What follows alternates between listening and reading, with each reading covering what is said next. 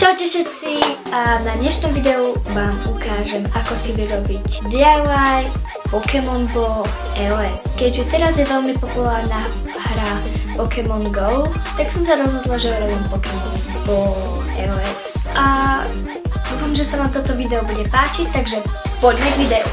Pokémon Ball EOS budeme potrebovať červený EOS, bielu farbu, ešte na bielu farbu, čiernu fixku, alebo to môžete urobiť tiež čiernou farbou. Môžeme začať. Zoberieme si EOS a pásku, ktorou oblepíme čas, kde sa otvára, aby sa nám farba nedostala na druhú stranu. Teraz si zoberieme šteklic a s ním jemne natierame farbu po povrchu jednej polky.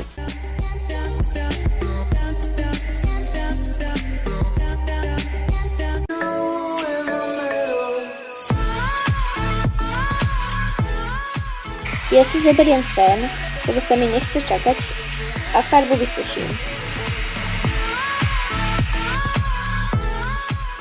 Keď farba zaschne, dáme pásku preč.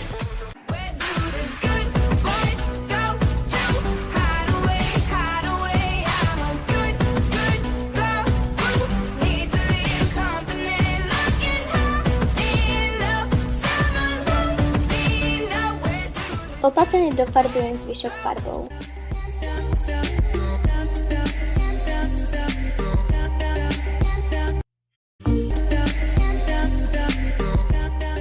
A pustíme sa do guličky, ktorá je v strede Pokéballu. Radšej tam dám okolo pásku, aby som nezničila celý EOS. Ale ak ste šikovnejší než ja a zvládnete to, tak sa pustíte do toho. A zase to vysuším fénom.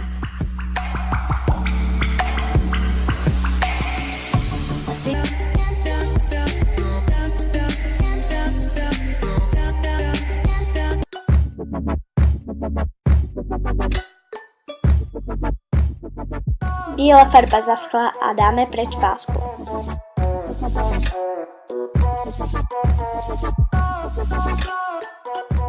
A teraz začneme zvýrazňovať s čiernou permanentnou fixkou alebo farbou okolo guličky, ktorá pred chvíľou uschla.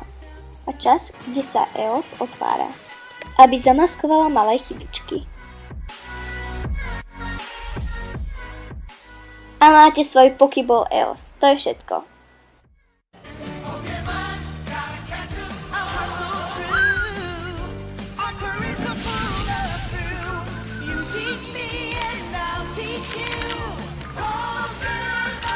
Ďakujem, že ste si pozreli toto video. Ak sa vám toto video páčilo, tak dajte tomu like, koment a odber.